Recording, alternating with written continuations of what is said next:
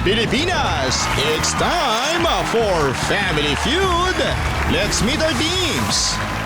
Mga beauty na environment friendly. Ang Miss Philippines Earth 2025. Mga crushable na hunky. Ang Guwapo Republic.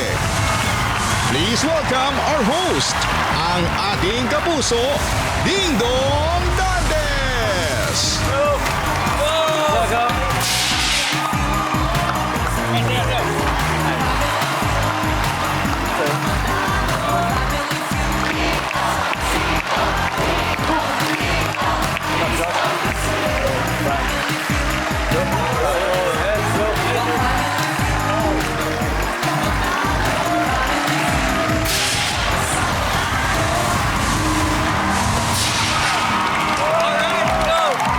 Magandang hapon po, mga kapuso. Line up nyo na po sa inyong festivities ang sama-sama niyong panonood kasama ang pinakamasayang family game show sa buong mundo, ang... Grabe, bumabaha po ng kagandahan at kapugian ng episode natin ngayon. Ang unang team, ang winners ng katatapos lang ng Miss Philippines Earth 2025. At sila na po ang magpapakilala sa kanilang sarili. Mabuhay Pilipinas! I am Joy Barcoma, your Miss Philippines Earth 2025. I am Liz Mabao, Miss Philippines Air 2025. I'm Angel Rose Campo Tambal, Miss Philippines Water 2025. And I am Grisel Jane Vitorillo Torres, your Miss Philippines Ecotourism 2025. Bukod po sa pagiging isang beauty queen, si Joy po ay isa ring staunch advocate ng disaster preparedness and resilience. And as a beauty queen, siyempre, Joy, ano ba yung mga projects, yung mga advocacies or projects na ginagawa mo ngayon for that advocacy? Thank you very much for that, Kuya Dong. Actually, 2 projects po that we're very proud to be part of is unang-una, we have developed and launched an application called Alerto. This is a disaster resiliency app na nagbibigay po ng mensahe sa ating mga kababayan in times before, during, and after any disaster. Yes, and another thing, thank you very much. And another thing po, we are also part of the company that have developed a mobile communication and command vehicle. Ni-recognize din po siya ni President during his SONA at pinamahagi po natin ito sa iba't ibang rehiyon sa Pilipinas. Oh, that's great, that's great. Kailangan na kailangan natin talaga yan. Kaya thank you for what you do, Joy. Good luck sa inyo.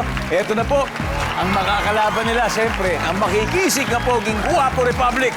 Kasama rin po natin at ang team captain nila, isang freelance makeup artist, volleyball player mula sa Laguna sa pong nanalo first runner-up sa recent Mr. Cosmopolitan 2025, Kenneth Marcelino. Kenneth. Mabuhay Pilipinas! At mabuhay Family Feud! Yes, Kenneth. Kenneth, sino ba kasama natin? And of course, ang ating guwapo at fit na from Quezon City, Enzo Bunuan. Yes, sir, Enzo. Next naman ang ating guwapo din na MA from Marikina, Ivan. Ivan. At ating the tallest guy of the group, of course, ang guwapong-guwapo na din na si Joshua. What's up, Joshua? Kenneth, ano-ano ba ang mga natutunan mo sa recent pageant na nasalihan? Siyempre, Kuya Dong, pag yung quality talaga na gusto mong baunin international is to enjoy and to smile lang. Kasi pag in-enjoy mo is parang in-enjoy mo with the organizations na pageant na sinalihan mo and of course yung time with the candidates and of course yung lugar na pinupuntahan mo kasi galing ako sa Bangkok no? And Bangkok is known as the... Smiling capital of the world, no? The world, thank you, Kuya Dong. So, Parang di ba yung- nag-smile lang tayo, mga kababayan. So, kahit saan na tayo, kahit saan panig tayo ng mundo pumunta, is to enjoy lang natin ang buhay and smile. Tama yan. Parang nasa The City of Smiles. Yes! The City Ano of ba? Smiles ay ang Bacolod City, tama? Yes. Tama, City of Smiles. Kaya anyway, I'm sure baka mag-smile din kayo kung manalo kayo mamaya. Kaya Yes, good luck, yes. good luck. Ito, nakakarinig natin ito. Guwapo Republic.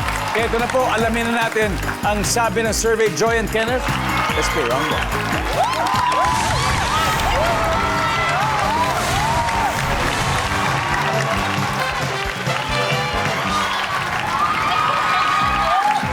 All right.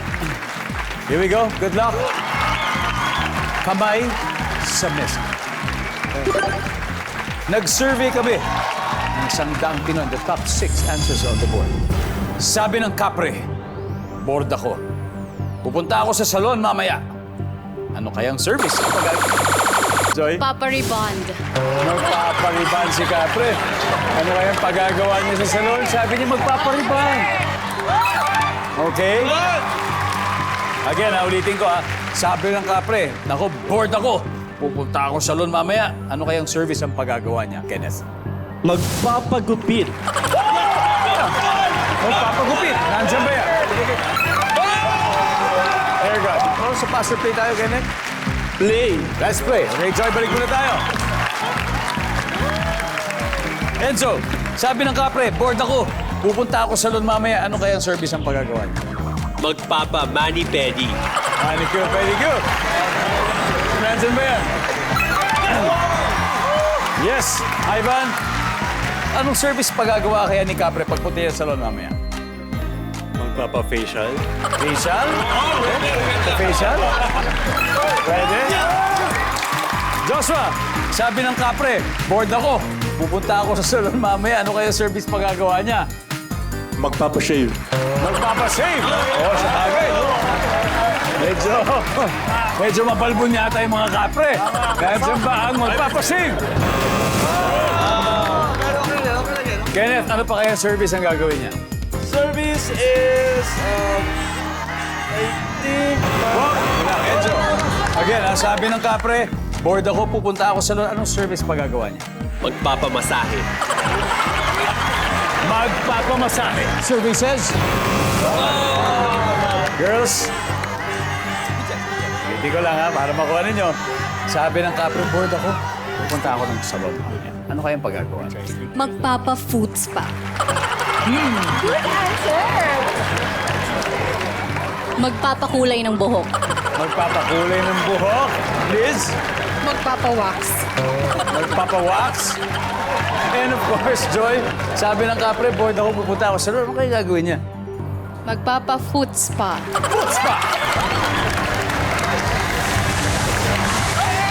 Okay, magpapa-foot spa to steal the round. Nandiyan ba yung survey?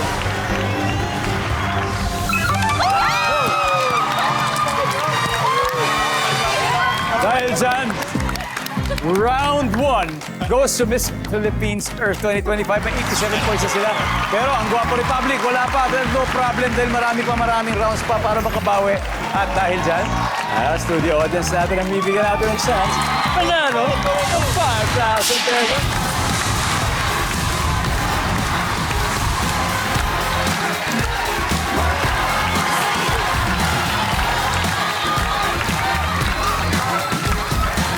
Hello.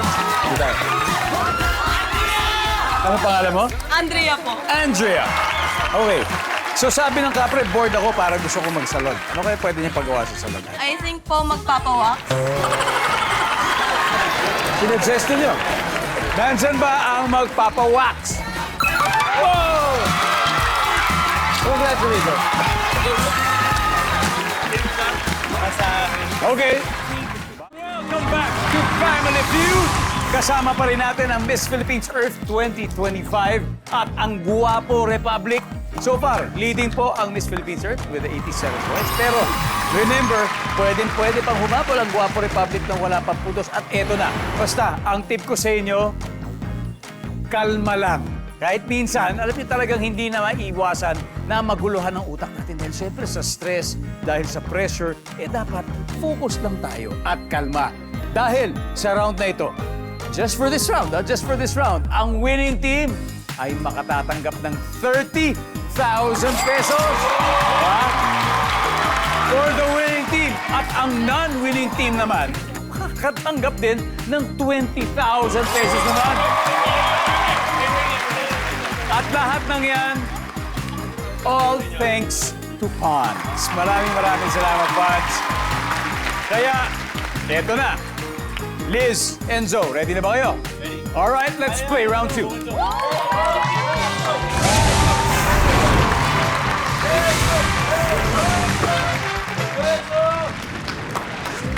Good luck, kamay sa mesa. Top 6 answers are on the board.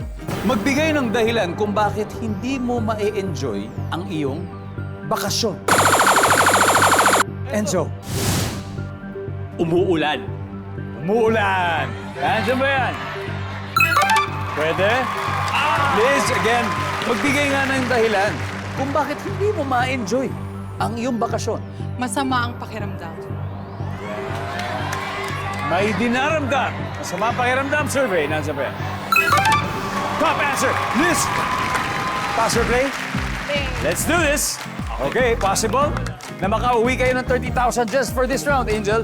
Magbigay ng dahilan kung bakit hindi mo ma-enjoy ang bakasyon. Kulang sa pera. Kulang sa pera. Kizel, magbigay ng dahilan kung bakit hindi mo ma-enjoy ang iyong bakasyon. Kasi may nakalimutan sa bahay. Good answer! May nakalimutan sa bahay? Wala. Joy, dahilan kung bakit hindi mo ma-enjoy ang iyong bakasyon. May kailangang gawing trabaho. Good answer! Tawag ng tawag si boss. Yes, work from home eh. Diba? Anywhere, yes. May trabaho. Hassle. Magbigay ng dahilan kung ba't hindi mo ma-enjoy ang iyong bakasyon. Hindi ma-enjoy dahil nag-iisa, walang kasama. Bagay. Nandiyan ba yan? Angel, magbigay ng dahilan kung bakit hindi mo ma-enjoy ang bakasyon. Nag-away kayo ng jowa mo. Nag-aaway pala. O, nandiyan ba yan, survey? Woo! Magaling, magaling.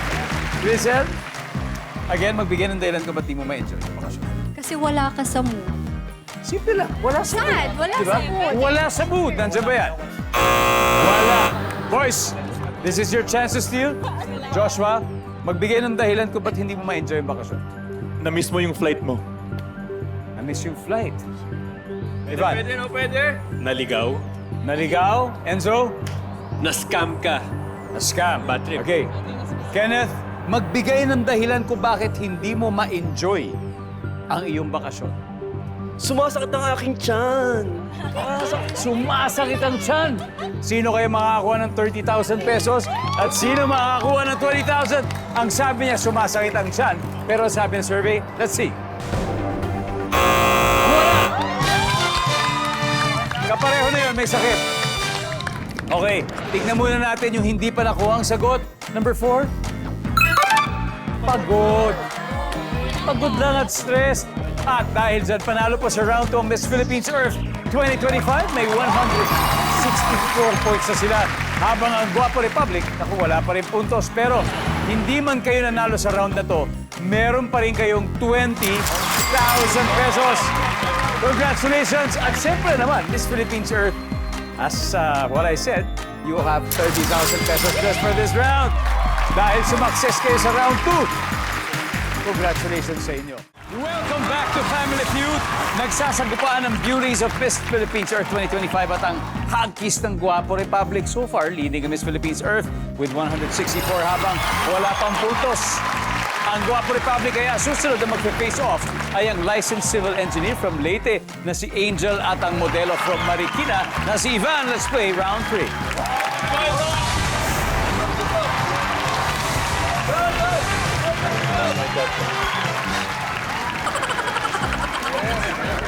Good luck, kamay sa mesa. Top 6 answers on the board. Hindi na-deliver ng rider ang package na dala niya. Bakit kaya? Go. Ivan. Muulan. Kasi umuulan. Nandiyan ba yan? Survey? Okay. Meron pa, Angel. May mga mas mataas pa again. Hindi na-deliver ng rider ang package na dala niya. Bakit kaya? Hindi mahanap yung bahay. Hindi mahanap yung bahay. Survey, nandiyan ba yan? Roy, mas mataas. Ivan, pass or play? Play. Let's play this round. Angel, balik muna tayo. Joshua, hindi na-deliver ng rider ang package na dala niya. Bakit kaya? It's okay, it's okay.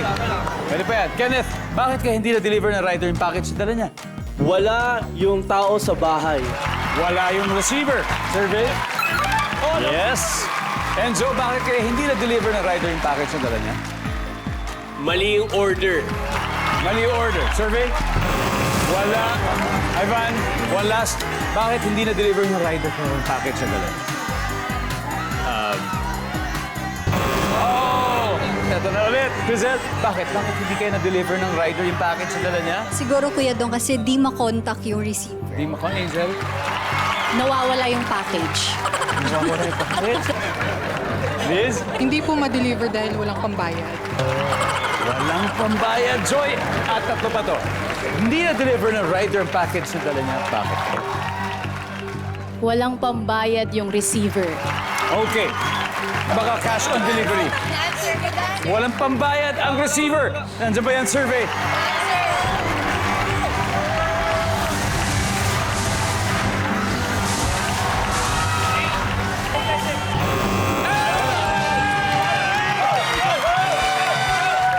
Sa wakas, may score na rin sila after 3 rounds. Ito na ang update. Miss Philippines Earth 2025, 164. Habang ang Guwapo Republic may 68 points na. At dahil may tatlo pang hindi nakukuha, studio audience may chance kayo manalo ng 5,000 pesos.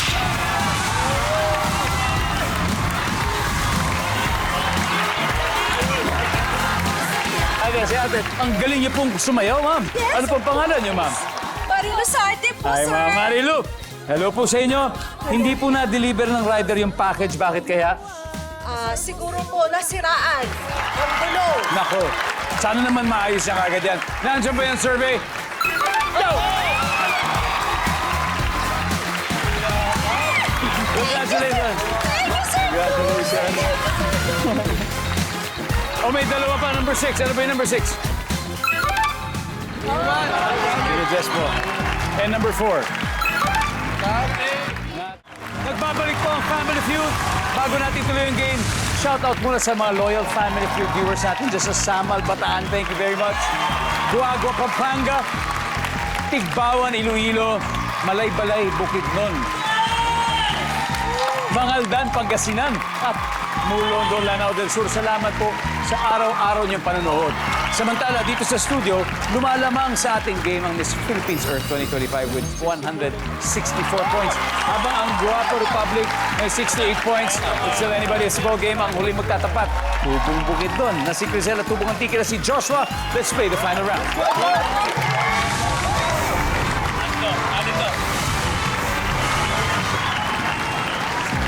Wow. Good luck. Kamay sa mesa. Times 3 na ang value ng bawat tama sagot. Top 4 answers on the board. Ano ang karaniwang naiipit sa zipper? Crisel. Underwear. Underwear. Nandiyan ba ang underwear? Pwede? Joshua, ano karaniwang naiipit sa zipper? Fingers. Fingers or daliri. Nandiyan ba ang fingers? Wala. Crisel, pass or play? Let's play Play. the final round. Let's go. One last. Joy, ano karaniwang naiipit sa zipper? Buhok. Buhok. Nandiyan ba ang buhok? Wala rin, Liz. Ano karaniwang naiipit sa zipper? Balat. Balat. Iba yung, sabi mo kasi finger. Iba yun. Iba yung balat. Nandiyan ba yung balat? Top answer, Angel. Anong karaniwang naiipit sa zipper? Wala. Wala. Walang naipit. Nandiyan ba yan? Wala rin. Guys, pwede pa to. Last. Crisel, ano karaniwang naiipit sa zipper? Yung sa bag. Like, parang yung tela ng bag. Yung mismong tela ng bag. Yung nasa ilalim ng zipper. Tela ng bag. Nandiyan ba yan? Wala. Okay. Guys, this is your chance. If you get this right, you win. Joshua, karaniwang naiipit sa zipper. Private parts ng lalaki. Oh, private part. Okay. Ivan, ano karaniwang naiipit sa zipper? Sintron. Sinturon. Enzo, ano karaniwang naiipit sa zipper? Yung Okay, final answer. Ano karaniwang naiipit sa zipper, Kenneth? Pera. Oo, pag kinukuha sa wallet. Wallet. Oo. Agree kayo, pera daw? Hindi ako agree, kalaban namin sila eh.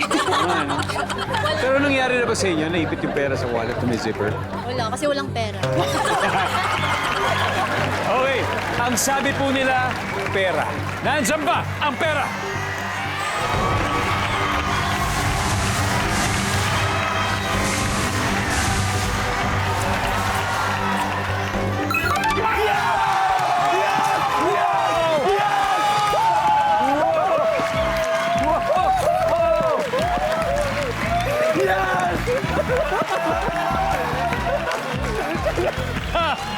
Wow!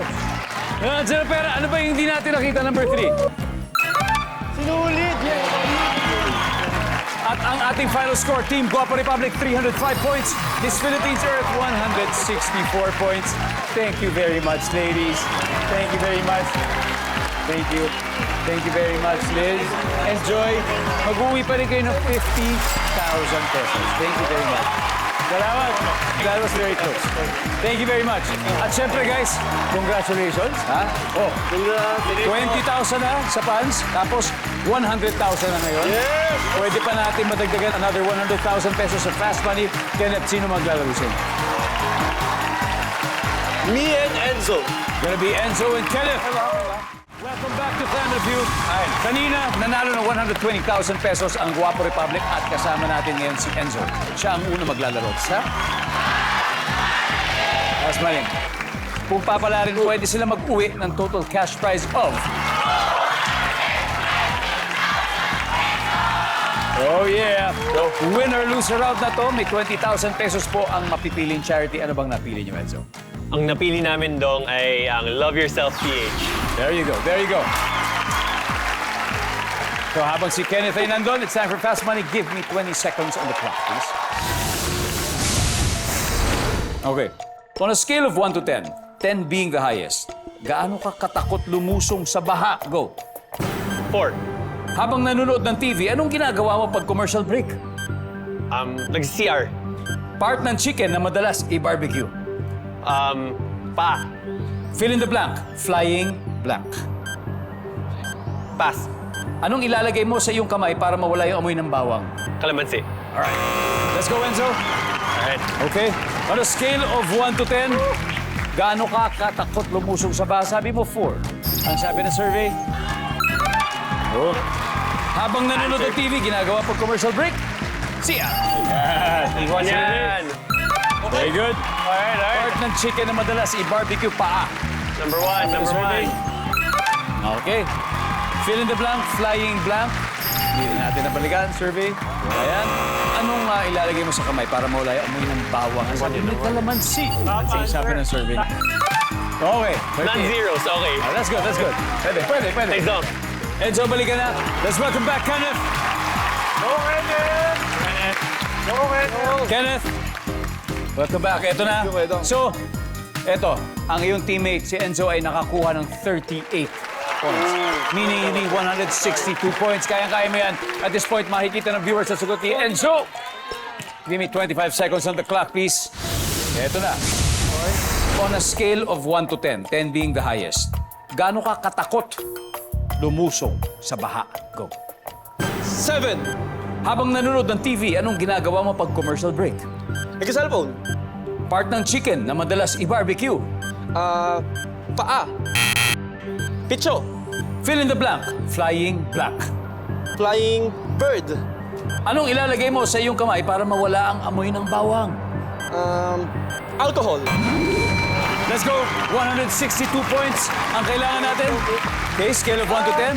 Gaano ka katakot lumusong sa baha? Sabi mo'y 7. Ang sabi ng survey. Okay. Ang top answer, 10. Better Top than answer. Habang nanonood ng TV, anong ginagawa pag commercial break? Nagse-cellphone. Number 1. Ang sabi ng survey, top answer and nagsi-CR. Top answer yun. Part ng chicken na madalas si barbecue, sabi mo'y pecho. Ang sabi ng survey, Better, ang top answer ay thigh. Thigh. Fill in the blank. Flying bird. Ang sabi ng survey, flying kiss ang top answer. Tapos flying saucer. Anong nilalagay mo sa kamay para mawala amoy ng bawang? Alcohol. Sabi mo yung alcohol. Ang sabi ng survey, top answer. Pero sayang. Anyway, Congratulations, guys! Nanalo pa rin kayo at mag-uuwi kayo ng 120,000 pesos. Ladies, thank you very much. Pilipinas, maraming salamat po. Ako si Ding Dong Dantes araw-araw na maghahatid ng saya at papremyo. Kaya makihula at panalo dito sa Family Feud.